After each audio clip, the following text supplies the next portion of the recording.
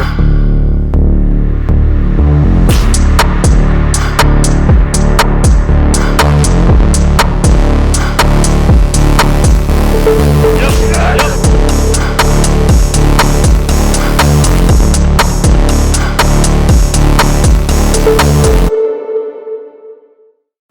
In today's video, I'm going to give you guys some insight of what a contest prep will look like, not necessarily from the athlete's perspective, but more so from my end and the coach's perspective, kind of my thoughts and general ideas of the approach that I took with my client Cole as he prepared for a bodybuilding show in the summer of 2024 at the OCB Los Campeones Cup. So the first step that I took with Cole, along with the first step that I take with all of my new clients, is to have him fill out this initial questionnaire. And whether the new client, they want to compete, they want to do an off-season, or they're just a general lifestyle client, they need to fill out some sort of questionnaire. And if your coach doesn't have you fill out an initial questionnaire, they probably should have. The purpose of this questionnaire is to give me an overall bigger picture look of Cole's lifestyle in and out of the gym. The first half of this questionnaire is more so focused on everything he's doing bodybuilding related, of his training history, the workouts that he does, how many times a week he trains, his lifting schedule, and just like stuff like that. And then as well as his nutrition plan, if they previously competed, questions about their last show. But then some things that I think often get overlooked is more so like their lifestyle and just things outside of the gym. Those questions are very important to ask. So like how many hours a week was he working? What does his schedule look like if he has set hours? If they're going to school, what is their school schedule like? How many hours a week are they doing on school? Let's see, what else? I'll ask important questions about certain foods, where they get their food, what are their go-to sources of protein, carbohydrates, and fats. And then other important questions like how their digestion fares, how many times they're having bowel movements, their appetite, any supplements that they take, rating their sleep, how much control they have over their sleep schedule, how many hours of sleep they're getting, how the people and the things around them support these bodybuilding goals, any other stress reduction activities. So yeah, that's kind of just a quick overview of all of the questions that I ask all of my new clients. So because Cole was a 22-year-old college student working part-time and doing his internship in the gym, that all of the videos we did of me putting him through the workouts, he was doing his internship in the gym. I would consider his routine probably as close as you could get to an ideal prep routine, just because his schedule was so consistent. We knew the exact hours he was working. We knew the hours he'd be in the gym. We knew the exact times where he'd be eating throughout the day, which for most people, they don't get as perfect of an opportunity to do a prep like this. So for me, I didn't really have to get too creative in when and where and just like how we were going to do things. So it was going to be pretty straightforward. So Cole and I started prep on April 1st, and we had 10 weeks to get him ready for the show. His starting weight was 182 pounds, and the photo I'm going to throw up there was his check-in photo, his first check-in photo on April 7th at 181.25 pounds. And then quick fast forward to the very end, peak week, June 2nd, this is his look at 160.5 pounds. And these are the protocols that we ran to get him from April 1st to June 2nd. So the starting nutrition plan that I gave Cole, it was a fairly standard carb cycling approach. We started off with a low carbohydrate day on Monday of 200 grams. Tuesday was a moderate carb day. We gave him 250 grams of carbohydrates. Wednesday was the highest carb day, which was 300 grams. Then we would cycle back down to his low day on Thursday, which is 200 grams. Friday, back up to 250 grams. Saturday was another high day of 300. And then Sunday, which was the day that he wasn't in the gym, his rest day, that was an extra low carb day, which was 150 grams of carbohydrates. His protein intake remained relatively consistent. On the 2 lower carb days, his protein was a little bit higher. I think it was like 200 grams of protein, which when I'm tracking the protein for him, it was 200 grams of protein from like chicken, beef, eggs, whey, yogurt. I'm not counting any trace proteins from like carbohydrates. And then his fat intake also depended on what kind of proteins he was eating in that day, but the range was around 40 to 70 grams of fats, depending on the day. His starting training program, and this is the view of what it looks like on my end on my computer through the coaching platform that I use. The training split that we started off with was a push, pull, legs. Then he had a rest day, which wasn't necessarily a rest day because he was still in the gym, but I call it a neglected muscles day, where he's training like his abs, calves, forearms, and neck. Then Friday, he would do an upper body day. Saturday, he would do another leg day. And then Sunday, it's not letting me click on it. Sunday, when he had his lowest carbohydrate day, that was his rest day, where he kind of just sat around and just did his cardio. As for the frequency of this training program, he trained every single muscle group 2 times per week. He'd hit his chest in the push, and then the upper. He'd hit his back in the pull, then the upper. Shoulders, I guess you could say they got hit 3 times, because they got to do push. He'd do rear delt stuff on the pull day, but then he would do more delt stuff on that upper body day. So I guess he trained his delts 3 times per week. Generally speaking, everything else was 2 times per week. The only thing that I would say was kind of unconventional in this training split is that I gave him arm exercises on the leg days. And then here's his arm stuff here at the bottom. The reason behind this, one, was to make sure that the overall volume of each workout was roughly about the same, so the amount of exercises he was doing was close to the same each workout, because on the leg days, for the most part, the total number of exercises I'll give someone on a leg day is usually less than what they would get on a pull or a push day. So I would throw in his arm stuff on the leg days, and I also can kind of help mask the pain of the things I was making him do on these leg days. And then if he was waiting for a leg machine, he could just throw in the arm stuff as well while he would wait. As for the total volume of work he was doing for each muscle group, for his chest, he was doing 12 working sets. His back, he was doing 21 working sets. Shoulders were 17 working sets. Both his biceps and triceps, he would do 8 working sets. And then both his quads and hamstrings, he was doing 11 working sets. And like these specific numbers, I would take this volume with a grain of salt. Is not all of the sets he was doing are created equal. And the rep schemes and how he was doing each of these exercises, that will show you why that's the case. The main, I guess you could call it like a quote-unquote bread and butter rep scheme that I was having Cole do throughout the majority of this prep is called a ascending load, descending rep protocol, or you can, I guess, just think of it as a top or failure set style training. The way that this would work is he would do 3 working sets. The first 2 working sets we wouldn't take to failure, where he would start set 1 off with a relatively light weight, do 12 to 15 reps. He would increase the weight, do a set of 10 to 12 reps, and again, we're not taking those 2 sets to failure. But then for the third set, we throw on some more weight, where he was going to do as many reps as he possibly could. We would try and make the weight somewhere where that range would be 8 to 10 reps. And then once he wouldn't be able to do any more reps, we would do forced reps, where I would help him up, make him go down nice and slow, help him up, make him go down nice and slow, and basically just like put him in the dirt for these top sets. And for those of you that followed along with his prep, you saw how hard that I was pushing him through these sets, and it was fun for me, probably not fun for him. Go. Yep, go again, one more. Let's go. Make it yours. Go. Yep, slow. So we did this rep scheme for a lot of his, like, I guess you could call them like compound movements, like this incline press, his chest press. We did most of it on this back day, pretty much, I guess, basically everything. Legs, his compound movements, like the hack squat, the squat press. Let's see, what else? Bent over rows, RDLs, the adductor machine. So this took up I guess, his arm. Yep, and he's doing it on arm stuff too. So this rep scheme took up, kind of looks like about 50% of the total work that he was doing. Maybe even a little bit more. So some other fun rep schemes that I was having Cole do were some sort of either drop set or superset, and I guess in the case of his shoulders on this day, a triset. The goal of these, whether it's a drop set, superset, whatever, the goal of these is to extend the amount of work that whatever muscle we're trying to train is doing within a given set. So by default, one set of this multi-drop triple set, one set of this is going to provide a greater stimulus than one straight set. Not necessarily that means it's better, but that's just the case of that's are different.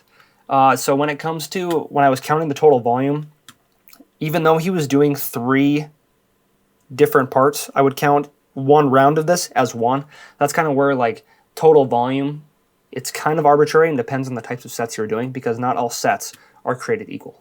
So some examples of this, like the shoulder one, we have this total shoulder machine where he could start it off with a shoulder press, Then he would flip the handle into an upright row, and then he would go to the bottom half of the machine and do a bent over raise. So one round of that was one set, and he would do that 3 times. Some other examples of supersets or drop sets he was doing. There's a video on my channel about squeeze, stretch drop sets and how good that they can be. The goal was to have this type of drop set of the squeeze, stretch drop set to train at least one exercise for every muscle group. So we would do it on this pec fly machine. And we're lucky enough to train at Evolution where they have these Strive machines that can manipulate the resistance profile. So for all of these Strive machines, for the pec fly, I know he did it on the leg extension. What else did he do it on? I guess those are the main. And the leg curl, where is it? There it is. And the leg curl. For all of these machines, it has that yellow cam that we can rotate. So for the first half of that squeeze portion, we would have the setting. We would have the cam set to 2, which makes the reps hardest in the squeeze. He would do 8 of those holding the squeeze. Then we can rotate that cam, which flips the resistance profile. So now instead of it being hard in the squeeze, we'd make it hard in the stretch. So we'd go nice and slow, get in a big stretch. Then I had to get a little bit creative with his back, but honestly, this is probably one of my favorite ones, is with this plate-loaded row, which you can also do this with I think it's a hammer strength horizontal row, is you can do it seated, holding the squeeze, and the way that the machine is designed, if you do it seated, it's going to be hardest in the squeeze, so you'll sit there and hold the squeeze. Then you will take one big step back and kneel back, and now when your arm is stretched out in front of you, that's where it's going to be the heaviest, and that's where the resistance profile will challenge you the most, and that's where we would go nice and slow, 3-second eccentric, big, huge stretch, and we'd do as many as he possibly could. His starting cardio was a daily goal of 10,000 steps, and then on his training days, he would do 20 minutes on a fully inclined treadmill going at 3 speed, and then on his rest days, instead of the treadmill, we would do a high-intensity interval training on the assault bike, where it would be 15 seconds, full sprint, hard as you could possibly go, and then 45 seconds, kind of nice and slow, getting your breath back. And he would do that 10 total times, so that took him 10 minutes. So we followed this protocol for the first 4 weeks of his prep, and it brought us to this look on April 29th, where his body weight was 170.6 pounds. So week 5 was the first week that we made any sort of change, and that change came in the form of the second phase of his training program. Generally speaking, a lot of the stuff was the same. We followed the same split, trained on the same days, trained the same muscle on the same days. Kept that top set failure set approach of working up to that set of 8 to 10 all out balls to the wall failure. And then we kept that 3-second eccentric as a pretty standard baseline for how we were going to do his reps. Now the changes we made to increase the intensity of the workouts that we were doing, on top of that 3-second eccentric, I was making him pause at the bottom in the stretch for exercises that made sense where he was going to struggle the most in that bottom position. So examples of that would be like on these chest presses, these pull downs, on the hack squat, on the squat press, all of these kind of big bread and butter movements. He was already going nice and slow on the way down, but now I was making him pause in that stretch. For some of the exercises that I didn't add the pause, so say, I'm pretty sure it was this Arsenal row machine. Yep. Instead of adding the pause on the bottom, we incorporated a rest pause set where once you get done with the set, you rest for 15-ish seconds, and then you go right back in, and then you do about 3 to 5 more, and then just make it another failure set. So he would do that at the end of his top sets. Considering Kesha has been playing all day, so I can't really talk shit. Okay, 3 to 5 more, come on. Okay.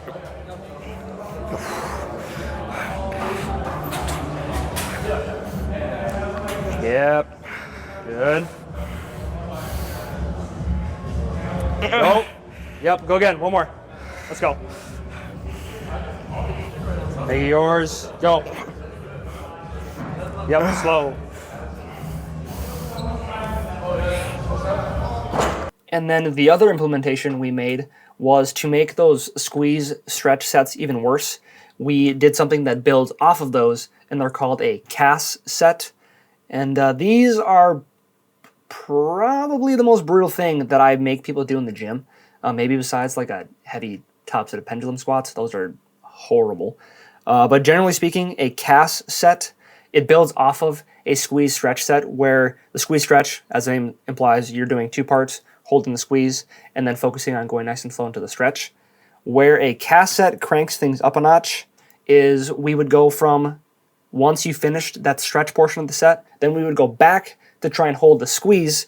And because that range of motion was already fatigued in the first part of the set, it feels horrible. Your muscles are your muscles are burning. It feels like knives are going into them. And the goal is to just keep pushing as hard as you can until your range of motion is just tiny and you're pulsing, and it burns so bad, but it is pretty effective. So that was the training program that he followed for the remainder of his prep. Push, pull, legs, neglected muscles, upper, lower, rest. Rinse and repeat. So he did that for a total, I think that would make it 5 total weeks that he did that. The next change we made was week 6. We pulled his diet down even further. So now the carb cycle that he followed, everything was 50 grams less. So his low day on Monday was now 150 instead of 200. Tuesday went from 250 to 200. Wednesday went from 300 to 250. Then we repeat that again. So then it was 150, 200, 250. And now his extra low carb day on Sunday, which was that rest day, it dropped from 150 grams to 100. Then come week 7, the next change that we made, we increased his cardio from 10,000 daily steps to 12,000. And then we increased his cardio to 30 minutes at a full incline at 3 speed. And then that's where I had him come in the morning and do it fasted as well. So then week 7 and week 8, we just kept everything like that, and we were at peak week. And it was a pretty short prep, and I didn't do much for changes. This might go down in my coaching career as one of the easiest preps from a coaching aspect of just like lack of needing to make changes as that I might ever have. Because I changed his training program once, and it was basically the same program, just a few different intensity techniques. And he was basically seeing progress in all of the movements throughout the duration of prep. I changed his nutrition plan once by cutting the carb cycles by 50 grams. And I changed his cardio once, and I only increased it by 10 minutes. And the look we were able to bring, he was shredded. I would say we did a good job at preserving his muscle mass. And for 9 weeks of pushing, I would say that was a very successful prep. So now when we look at the end result of his look after these 9 weeks of pushing on June 2nd, the Sunday before the show, his weight got to 160.5 pounds. And then that brought us to peak week, which peak week is the week that leads up to the show, where things that you're doing aren't necessarily what you were doing the weeks before, because the hard work is done. So this is more so like the idea is landing the plane, where we're going to start removing stress and reducing his inflammation. So the workouts don't really push him that hard. He did train his push on Monday and pull on Tuesday. He followed those workouts. And then Tuesday was the last day that he did his cardio as well. For the most part, you quit training legs about a week out from the show as well, because the legs will hold on to inflammation and swelling from that workout and the pump you get. They will hold it longer than your upper body. So you just like don't train legs for the most part, like a week out from the show. You kind of just don't train them. Monday and Tuesday, diet-wise, we kept him relatively low. I think it was probably just like the low days we gave him. And then his carb load started on Wednesday, and it went 350 grams on Wednesday, 450 on Thursday, and then 550 grams on Friday.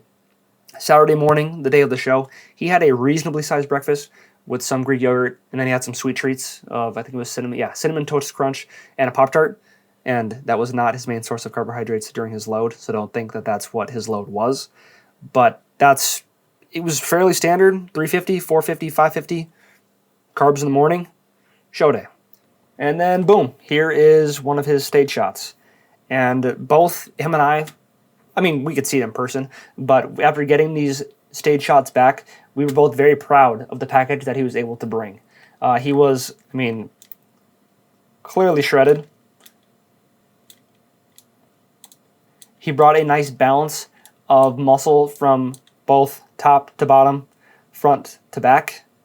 And like I mentioned at the beginning, earlier on in this video, I think we did a very good job at minimizing the overall muscle loss in the process of trying to get him as lean as we did. There was not much, if any, really, for water in between his muscles and underneath the skin. So he was shredded, but also the muscles were full of carbohydrates, and just the peak went very well, and he looked very good on stage. Placing-wise, how the show ended up going, he got second place in the open class to the guy who ended up winning the overall of the entire show. And sometimes when you do a bodybuilding show, a grown-ass man is going to show up with more muscle mass than you. He will have good enough conditioning and an overall balance where no matter how shredded Cole got, he just wasn't going to be big enough to compete with this guy. But for the look that we brought, I think he put up a pretty damn good fight. And then a bigger picture look of the prep in general. Some of the keys to success, or I guess the main key to Cole's success, was consistency. Both him and Aiden, who also competed in the show and was a client of mine, and I'll link all of his prep stuff at the end of this video as well. The consistency that Cole brought throughout this entire 10-week process was unmatched, or I guess matched Aiden, because both of these guys, they were not messing around. Cole did not miss a workout. He did not miss a check-in. He followed the nutrition plan to a T, and he basically just did everything that I wanted him to do throughout this prep. So from a coach's perspective, I am grateful to have Cole as a client, because it's hard to find athletes with this type of drive and dedication and just ability to stay consistent with the plan. And then the second main key to Cole's success for the look that we brought on stage are his genetics. Genetically, he is able to get lean a lot easier than others, which is a foreshadow to a future prep recap video I'm going to do with my client Jacob. And even compared to Aiden, I had to change Cole's plan once, and he got shredded. It was honestly easy. And not everyone is like that. So genetically, Cole can just get lean a lot easier than others, so that gives him that look. The aesthetic of Cole's physique is, again, based on genetics and his parents, so shout out to Cole's parents for the insertions and the way that they lay, and the way that his muscles are just laying on his bones. So those two factors are what makes my life as a coach and what made this prep as a whole, I might even, not for Cole, but for me, was easy, just because if you have someone that has good genetics like Cole and he stays consistent with the plan, this is what happens. It was not easy for Cole. He had days where he was feeling like shit, and he had to push, scratch, and claw and fight for every rep just to try and keep his performance up in the gym. But generally speaking, this, I don't know if I will find an easier prep, just because I barely changed anything, and this was the look that we got, which I am very proud of and impressed. And yeah, like and subscribe. I will be more consistent with videos, hopefully. Yeah, and I'll see you guys in the next one.